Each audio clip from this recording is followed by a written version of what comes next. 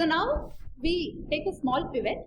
Our aim is to make sure that we know how to implement a voltage controlled voltage source, a voltage controlled current source. What other control sources are there? Current controlled voltage source and a current controlled current source. Right? So we'll start with a VCVS, VCCS, and then go in that order. And our aim is to see if we can implement these control sources using a single MOSFET. Right? Now, what do you think a MOSFET is? Does the MOSFET show any of the behavior of any of these control sources? Yeah, the common source amplifier that you are familiar with so far is basically a voltage controlled current source, right? So if I give a Vin here, where this is grounded, you have the current given by Gm times Vin. But I could always make the argument that the moment I connect an RL here, I get a voltage here. Right? And what is that voltage given by? Minus Gm times RL into Vin. Right? In other words, V out by Vin is minus Gm times RL. So I'm making a claim that this is a voltage controlled voltage source. Right? Do you have an argument against it or for it?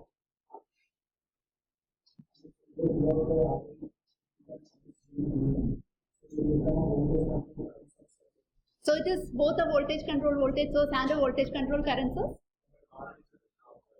RL is? That is the key point, right? So if this was an ideal voltage controlled voltage source, what should have been your R out looking in impedance of your circuit?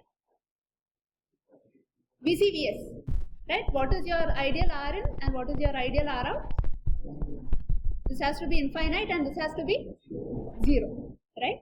Rn equal to infinity is satisfied because you are feeding the input to the gate, right? What comments can you make about R out? If I simply give you a transistor like this and I ask you what is the R out looking into the drain, what is R out?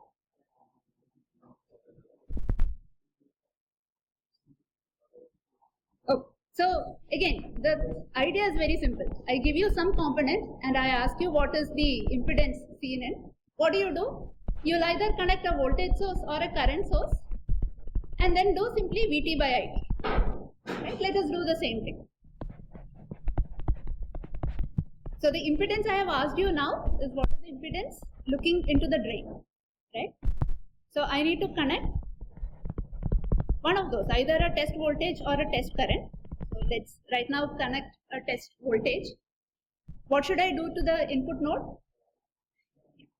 I have to de-energize the input. Here that would mean I make Vn equal to 0. If Vn equal to 0, what is the current through this? 0. So I am applying a voltage, right? I am increasing the voltage that I apply. The current being pulled out is 0. Right? When do you get that? When your resistance is infinite. Right? Which means your R out here is infinite. Right? If your R out is infinite, right, then I cannot make a claim that this is a good VCVS. Right? But is it a good VCCS? Rn is infinity. What should be your R out be for a good VCCS? It should be infinite. Right? So it looks like this is a good VCCS. Is that clear? So I cannot claim that a MOSFET like this, where I take the input from the gate, I give the input at the gate and take the output from the drain, and source is a common node. This cannot be a good VCVS simply because the R out of this configuration is infinite. And if R out is infinite, anytime I add an RL, your gain is going to be a function of R. Is that okay? But of course, I could consider the current as my output, and the current is simply minus, so current in this direction is going to be Gm times Vn, right? So it looks like this is only a function of Gm and it has the ideal properties that we would like. The only problem is this Gm is now a function of transistor properties which can depend on temperature, so it's not very stable, right?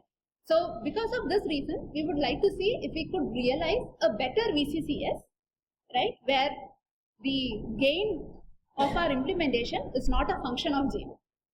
Okay. So with this aim in our mind, we are going to first start with a VCVS.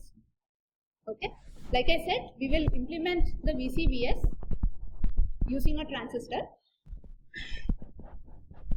So if I am taking the transistor, right, where can I feed my input? I could feed it either to gate or I could feed it to source, right? Where can I take my output from? I could take it either from drain or from source, right? So this is all that we need to keep in mind, okay? So now when we talk about a VCVS, what is your input? Some voltage, right? What is your output? Again, some voltage, right? And we are expecting to see a relationship of V0 being equal to some K times Vi, okay? And our ideal input impedance is infinite, and our ideal output impedance is 0, right? These are the properties that we want to realize. Now the only small problem is that when you implement it with a single transistor, you'll see that you'll not be able to get a K more than 1. Right? So, which means we are now trying to implement V0 equal to Vi with a single transistor. Right? Means this is simply becoming a voltage buffer. Whatever is the input we are feeding in, the same voltage is coming as an output. Okay? Do you think this is useful? I already have an input voltage. Why do I need to buffer it?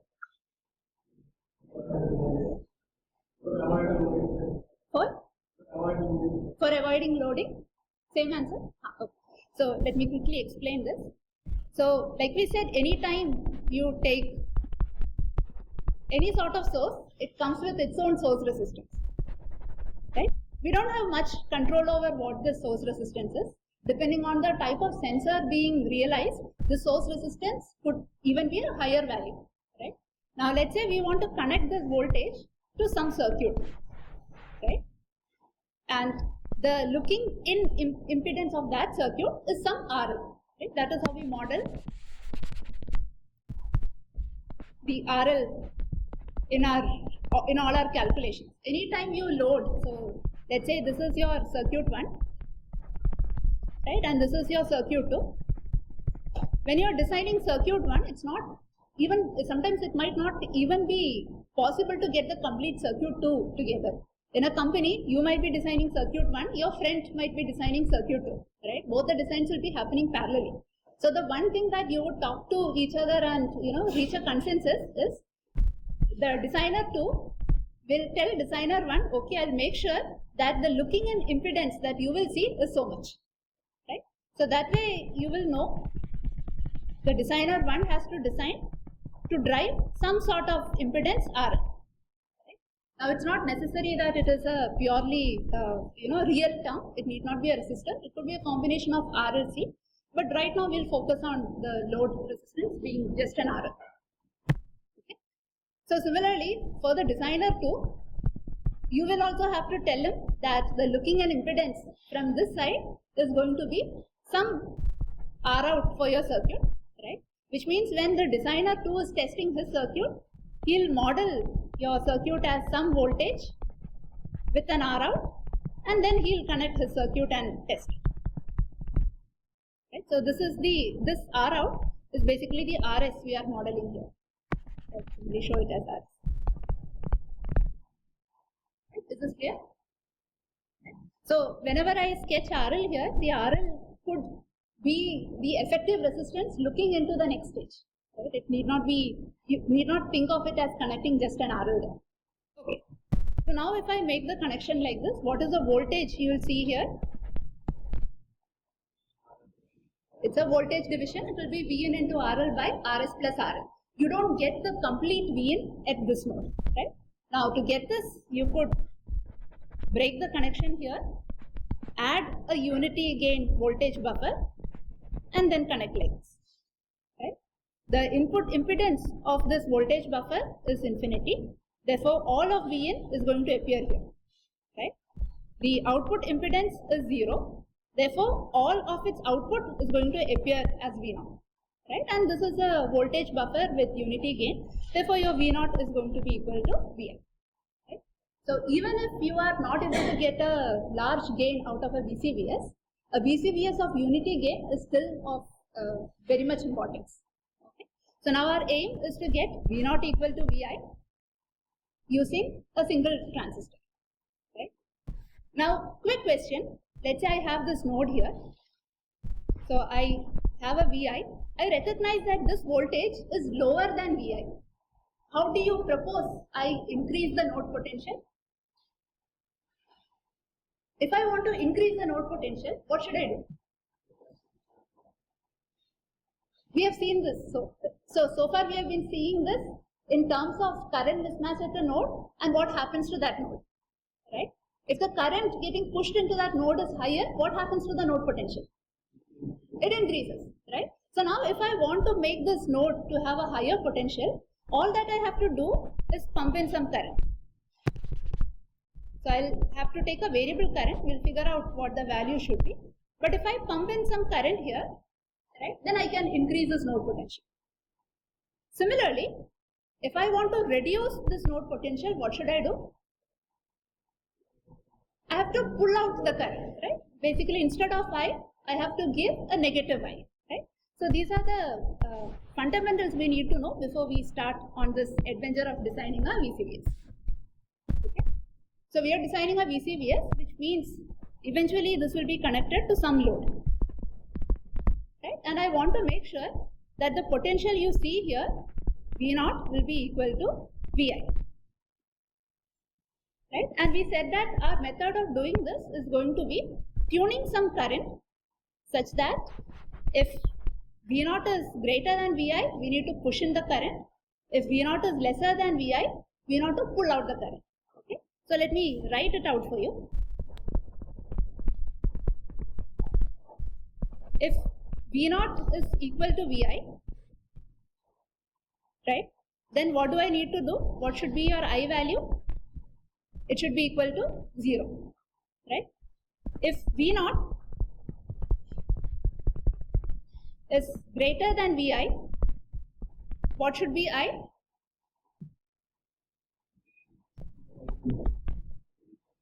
Do we need to pull out the current or push more current? We need to pull out the current, right? That means that my I needs to be negative, right? And what is the third case? If V0 is lesser than Vi, my I needs to be positive. Is this okay? Any other confusion here?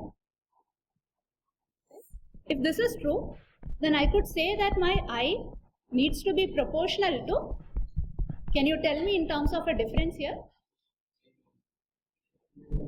This should be equal to Vi minus V0. Right? Or in other words, I can write that my I should be equal to, so on this side I have I, on this side I have voltage quantity. So what should be the dimension of the proportionality constant? It has to be some sort of conductance, right? But so I'll simply write it as a capital G here. Right? So my I should be equal to some conductance into Vi minus V0, right? And given that we are sensing, in one direction and changing the current somewhere else, we sort of understand that it is not a direct conductance. It has to be some sort of a transfer parameter. So some sort of transconductance. Right? So I have given you enough clue. What does this equation remind you of? This should remind you of I is equal to Gm times VGS. Right? That is all that you need to do. So I'll hook up the circuit based on this now. This has to be Vi. This has to be V0. We will connect our load here. This is your load R. What should I do to the drain node? Nothing in particular, right? I just need to make sure that the current flows through this. So in the incremental circuit, I can connect this to ground. Is this okay? So here is where you are taking your V0 out. Okay. So we have hooked up the connection. Now we need to check if V0 is equal to Vi. Right? We followed a logical reasoning. We got to some circuit. Can you quickly calculate and tell me what is the relationship between what is V0 by Vi for the circuit?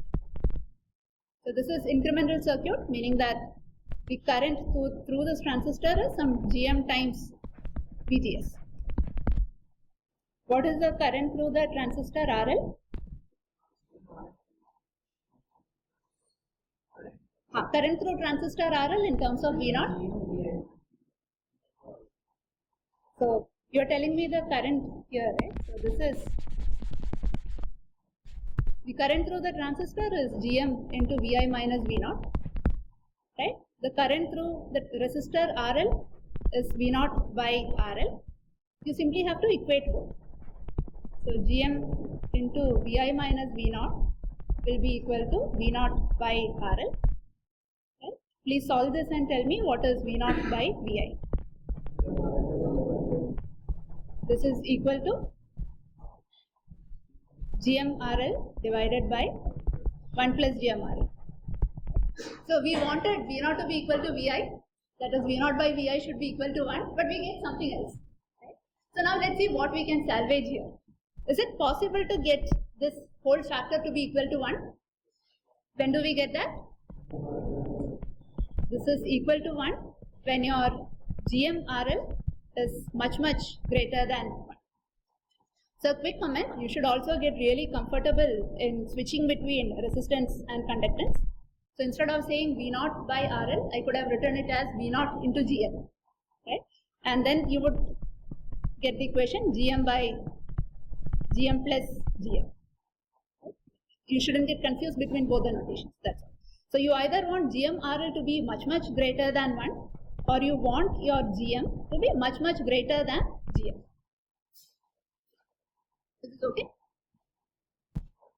So quickly check if you have any confusions on how we synthesized the circuit, right? And any other confusions on the gain for the circuit.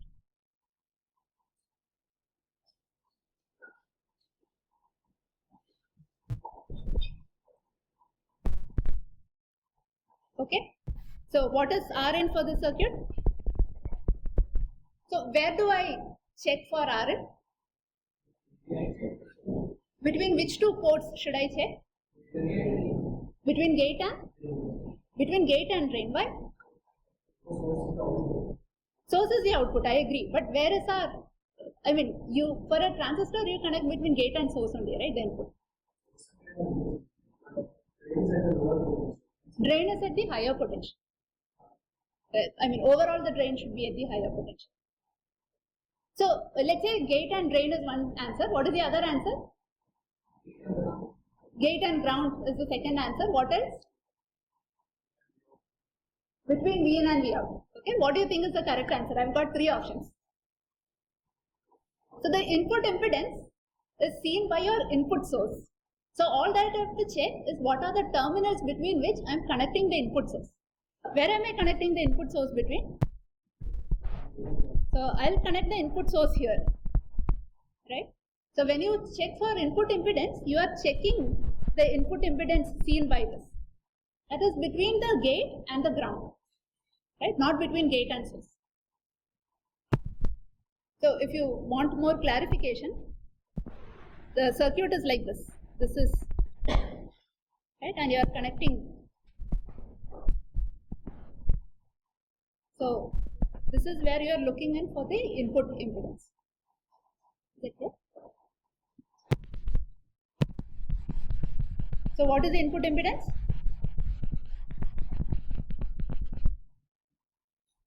What is input impedance looking into the gate of the MOSFET? What is your output impedance? Where do I look for the output impedance?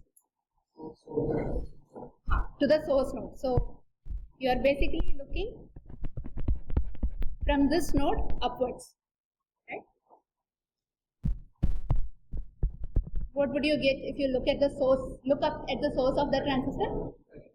Infinite is one answer. What is the other answer? 1 by Gm is the second answer. Third answer? Parallel RL. No, RL is true. So you don't have to worry about the RL now. Which of them is the correct answer? So when in doubt, always connect a test source. This is grounded. What happens on the input side? This is grounded. So if this is VTest, GM times VGate minus VTest is the current flowing from drain to source. VGate is 0, so you get minus GM times VTest. Minus GM times VTest is flowing in this direction. Therefore, you have GM times Vtest flowing in the upward direction, right? Therefore, the impedance R out is simply Vtest divided by the current, that gives you 1 by GM. So this is not infinity, you get 1 by GM here. Now what did we want our R out to be? We wanted it to be 0, right? But now it is 1 by GM. So how can we make it an ideal VCVS? You make your GM very, very large, right? But in particular, let me tell you how large your GM should be. So what we are doing is making sure that your buffer is something like this, right? This is your V0, which is equal to Vi. This is the output impedance, and you will connect this to some R. Right? Now, if you want all of your V out to appear here, what is the relationship between R out and RL? RL has to be much, much larger than R out, right? The ideal situation, of course, is when R out is going to 0, but otherwise your RL has to be much, much larger than R out. So in our case, our R out is equal to 1 by GM, right? So all that you are saying is your 1 by GM has to be much, much smaller than RL, right? And that gives you the same condition as this. So if you satisfy GMRL much, much greater than 1, then your R out is also going to be very small, right? And this circuit is a good voltage controlled voltage source. So is the gain of your voltage controlled voltage source, is that a function of the transistor parameters? No, right? If you make your GMRL to be much, much greater than 1, your V0 is almost equal to Vi. Right? So now the gain is independent of the transistor parameters. It is independent of the resistor value as well. Okay. So incrementally we know what to look for when we want to implement a VCVS. What is the next step? We have to bring the whole circuit together, right? So we have to figure out what sort of biasing to do, and then how to make sure this incremental picture and the biasing circuit can be put together. So incrementally, we are looking at a circuit like this.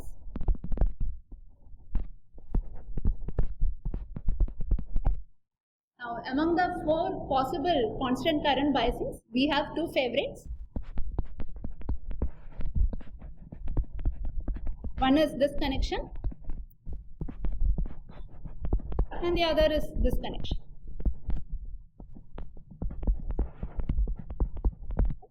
Now, it is of course possible for you to choose either of these biases, right? Either circuit A or circuit B, and then you will be able to implement the complete VCVS. But given a choice, is there a circuit that you would pick? So you see here that the source of your transistor should not be grounded, right? It has to be connected to a load resistor. Now in this circuit with drain feedback, your source is grounded, right? So if you are using a drain feedback, in the DC operating point, you need to ground the source. Then in the incremental picture, you have to somehow break that ground and connect it to RL, right? Whereas here it is nicely, it is not connected to ground, it's connected to a reference current source. Right? So simply because of that reason, let's go with B. Right? There is no correct or incorrect solution here. You can pick up any of these configurations and build your circuit. But for now, let's choose the source feedback and see if we can put these 2 pictures together. Okay?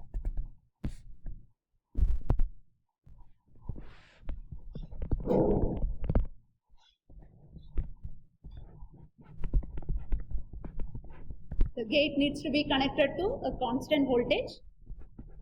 So So we connect RA and RB here, and we connect this to some IRF here.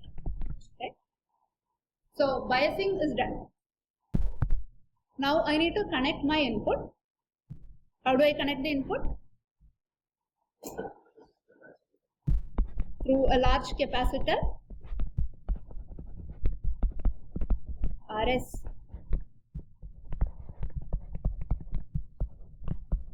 I've connected my input. Where do I take the output from? So I take the output from the source. Then through another large capacitor, I connect this to R.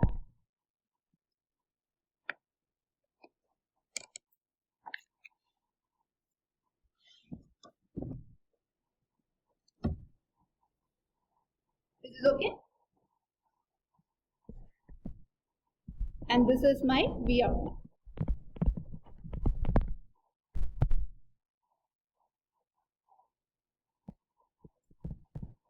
Do I need to connect anything on the drain side?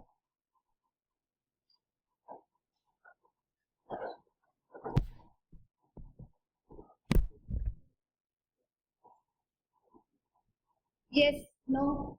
Put an inductor, put a resistor. Resistor? Resistor in parallel to? Why?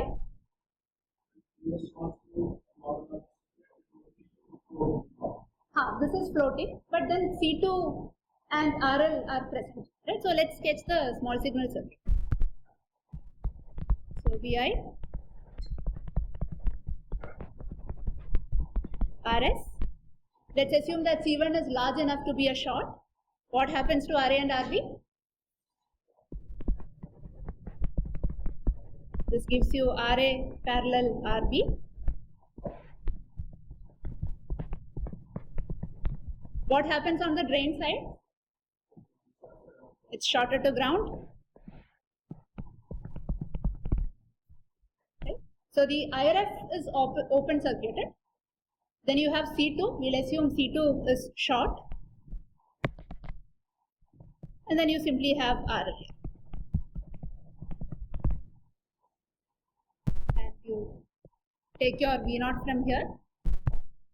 And the current through this is Gm times VGS.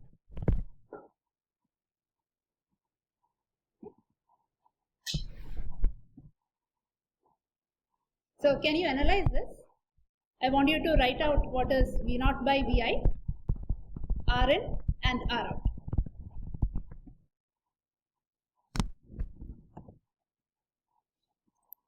So first, write out all these expressions, assuming this model. Once you have the result, you assume that the lambda is not equal to 0 and that you have some RBS which is equal to 1 by GDS here.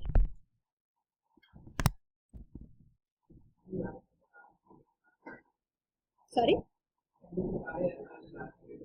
You can take RA parallel RB greater than RS. So maybe write out the correct equation first and then make the assumption on it. When you have a transistor like this, right, the drain and the source, both the terminals are actually very symmetrical. Whichever is higher potential becomes the drain for an NMOS and the current flows from drain to source. This part is completely true, right? Now the total potential on the drain side in this particular case is going to be VDD, right? Because the total potential here is VDD plus any incremental potential that you can have at the drain, right? What is the incremental potential at the drain?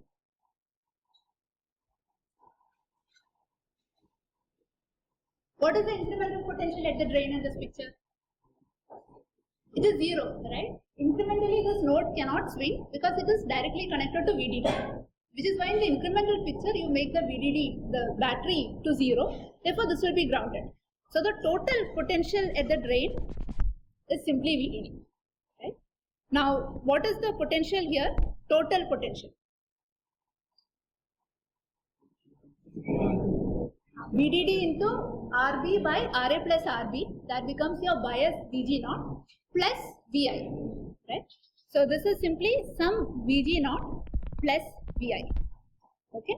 What is the total potential here?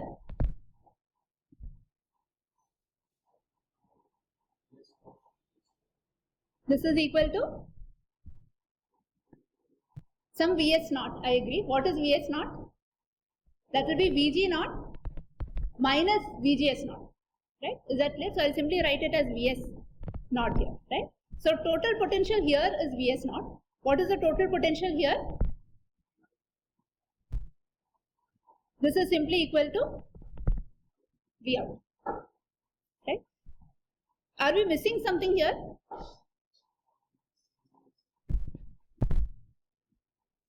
Should it just be Vs naught, or is there something else riding on it? That I agree. So your Vs naught is Vg naught minus Vgs. This much I agree, right? But you also have the small signal V out appearing here. Okay. So now when we say this is your drain node, that means that the total potential at the drain node is higher than the total potential at the source. And you have some current. So in our case, the current is going to be IRF.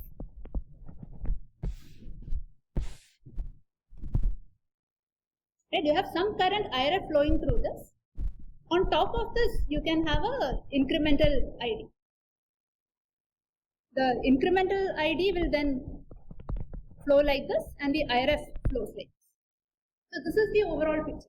Right? So now, if you look at only the when you look at only the incremental circuit, right? Then all that you have to know is in the incremental model, Gm times Vgs is flowing from drain to source. Right? But here the drain voltage VDD is going to be higher than whatever is the total source potential. So what does it mean when I say that there is a current flowing like this? Let's say your Vi was negative and there was a current flowing in this direction from source to drain. All that it means that the total current flowing from drain to source is reducing. Okay? So I could have some current ID flowing like this, and let's say after some time this became ID minus delta I, meaning the current has reduced. Now I can model this as some ID flowing like this and a delta I flowing in the opposite direction. So this is your I total. So now if this delta I flowing in the opposite direction is increasing, it simply means that the I total is reducing. Is that it?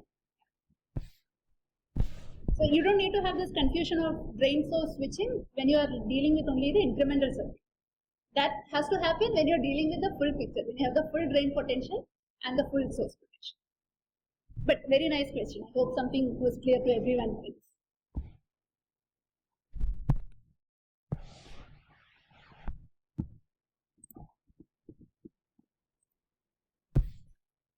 So did you get a chance to solve for this? Tell me the full expression for V naught by Vi. But full expression. So from Vi as you get to this node. Okay, so we'll go from the left hand side to the right hand side. What is the potential appearing at the? This is Ra parallel Rb divided by Rs plus Ra parallel Rb.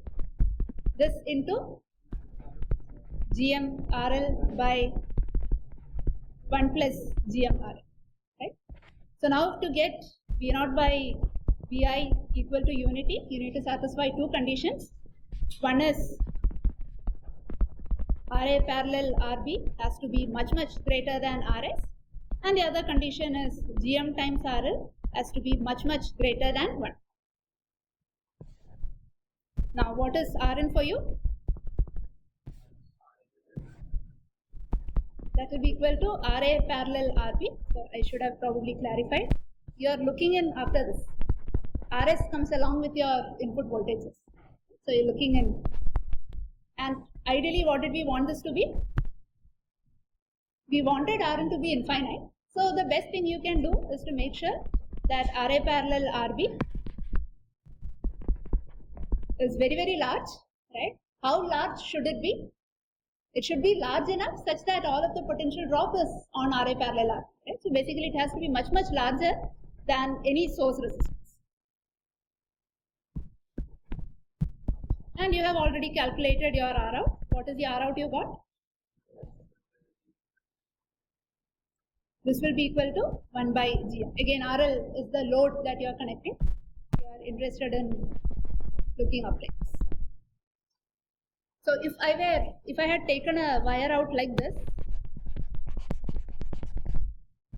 so if I had taken out a wire out like this and I were looking into this node, then it is RL parallel 1 by G. So that answer is not incorrect. It just depends on which point we are trying to have. Okay, this is all well and good. Let's quickly add in the results when you have a finite GDS. So I am connecting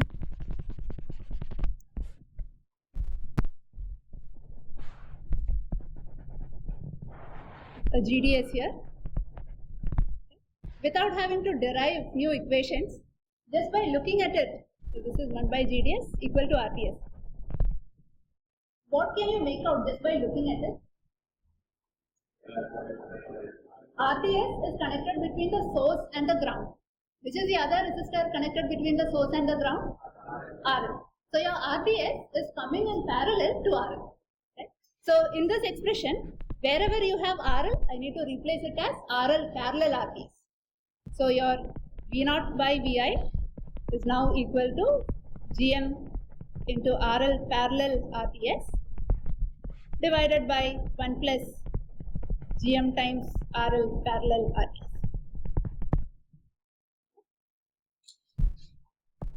If I were writing this in terms of Gm and Gl, how would the expression look like? This would be Gm by Gm plus Gl plus GD.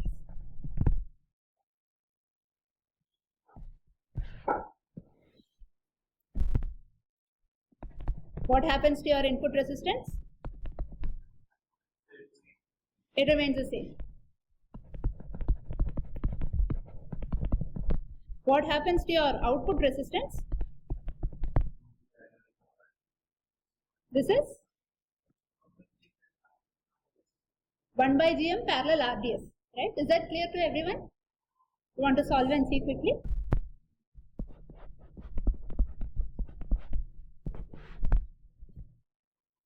Okay. So your gate node is grounded. You have a RDS connected here, and this is where you will give a test voltage. And this is connected to ground. How much is the current that will be drawn from this test voltage? What is the current flowing through the transistor? That will be equal to Gm times Vtest. Okay? Gm times Vtest in the direction shown here. What is the current flowing through the resistor? Vtest by RDS or Vtest into GDS. Therefore, Vtest by Itest will give you 1 by Gm plus GDS. Or in other words, this is same as 1 by Gm parallel RDS. So your R out is now equal to 1 by Gm plus GDS. Is this better than earlier or worse than earlier?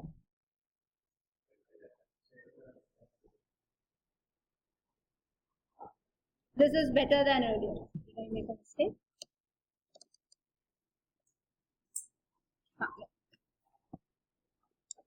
Yeah, but it doesn't make much of a difference because your GDS value is anyways typically very small.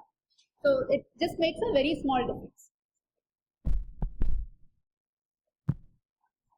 Okay, now this topology, now we have to give a name for this. What do you think we should call this as? So why common drain? So you see that the input is connected. So your input source is connected between the gate and the ground, right? And the drain is also grounded. You are taking the output between the source and the ground, and the drain is also grounded. So the drain is ground, and your common terminal between the input and the output is also ground. Right? Because of this, this is also called as a common drain amplifier.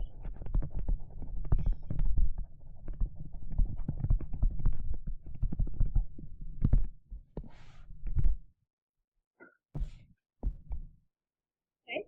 Now, there is another popular term for this topology. So you can see that your source is following, that is, it is following the input voltage. Again, we are simple people, we don't want to introduce new terms. Source follows input voltage, so we call this as source follower.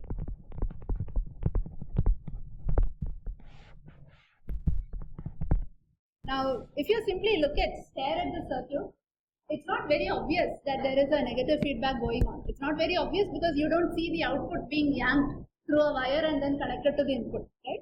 Again, this humble looking circuit has two negative feedbacks going on. One in the biasing condition, your source is fed back to the gate, as well as in the incremental circuit to make sure that this is acting like a voltage controlled voltage source in the incremental circuit. So this is actually a negative feedback circuit, even though it might not be very obvious when you look at it.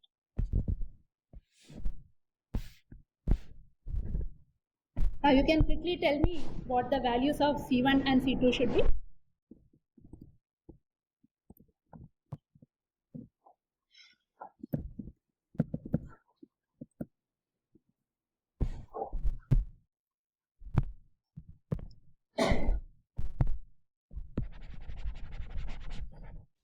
So C1 should be much greater than 1 by omega in times the effective resistance that you see across C1. What is the effective resistance you see across C1? This is Rs plus Ra parallel R.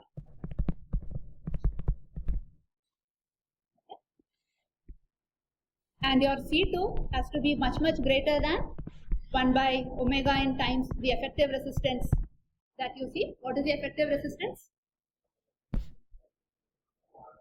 So on this side you see RL. What is the effective resistance when you look to this side? 1 by Gm, right? That is assuming lambda equal to 0. So you get omega in into RL plus 1 by Gm. So if you satisfy these two conditions for C1 and C2, basically you make sure that the value of C1 you put is at least 10 times greater than the value you calculate here, then C1 and C2 can be assumed to be a short. And one last thing to do, we need to identify what is the maximum and minimum values of Vi that you can give. Right? So let's do that calculation as well.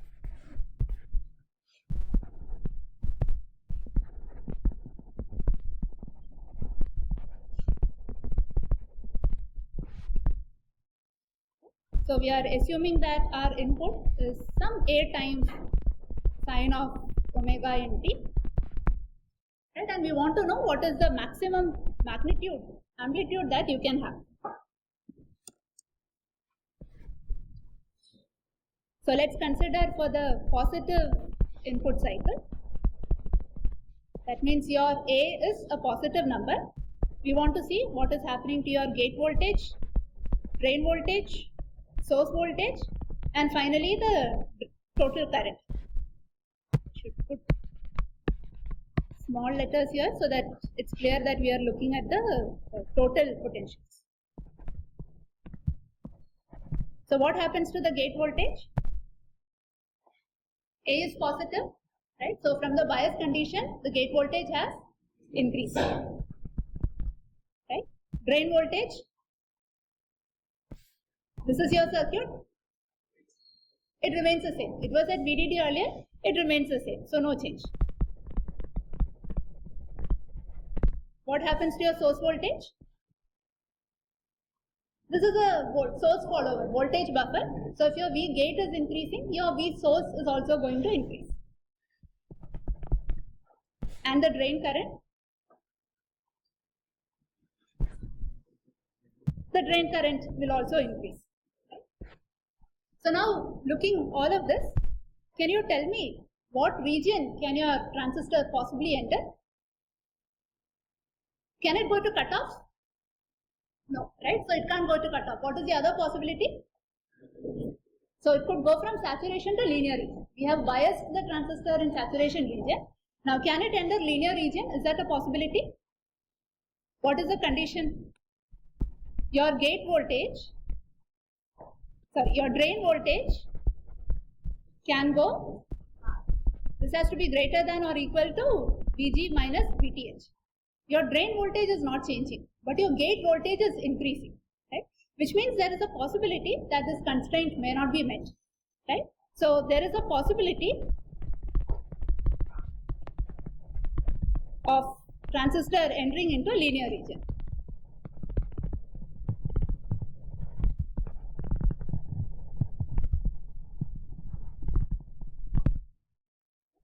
Where our transistor is what I've called as. So now it's, same old. I have to put in the total voltage at the drain. What is the total voltage at the drain? That is VDD into drain voltage. Okay? This has to be greater than or equal to what is the total gate voltage? And what is VG naught? This is VDD into RB by RA plus RB. This plus the input signal that is appearing. So I'll assume that RA parallel RB is much greater than RS. So I put the maximum possible value. This minus VTH. Okay. So A has to be smaller than or equal to what is the condition? VDD plus VTH minus the gate voltage.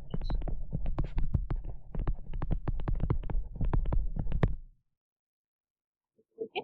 So this is what I call as A max 1. Okay. This is one of the constraints on the amplitude of our input wave.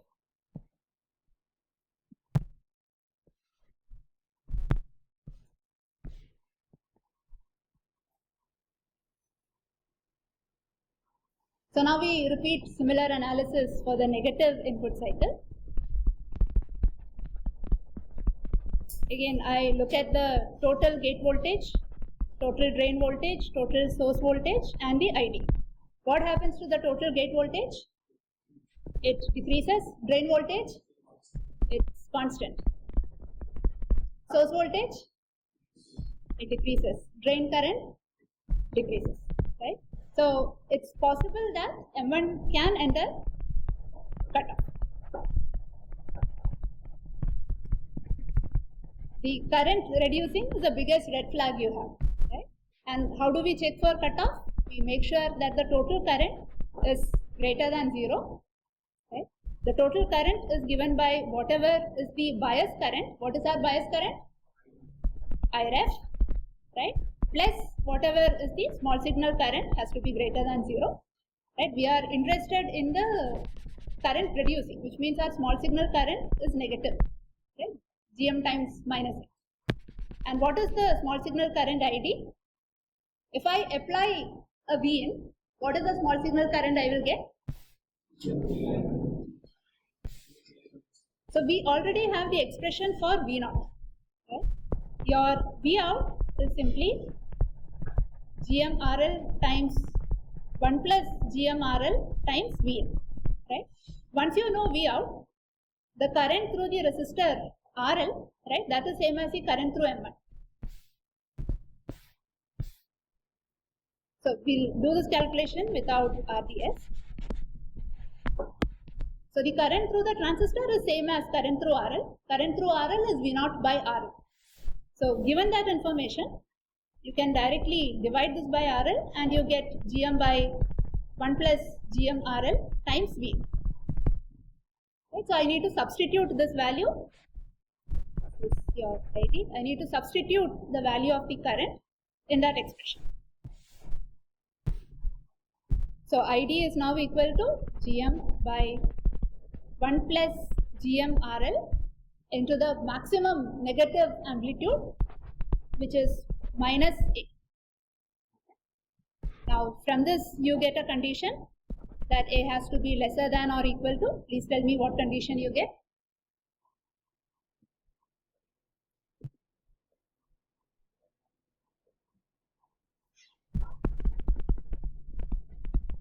IRF into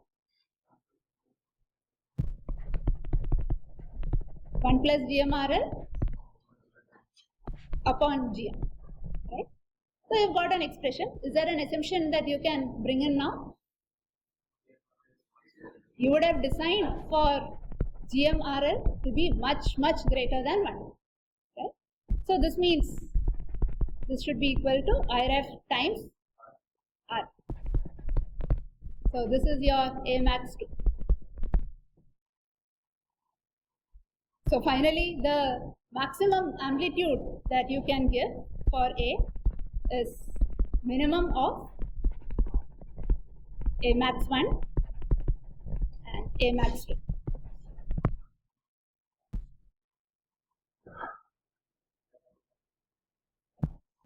Okay. So we'll end this lecture here today. If you have any questions, please feel free to ask. Thank you.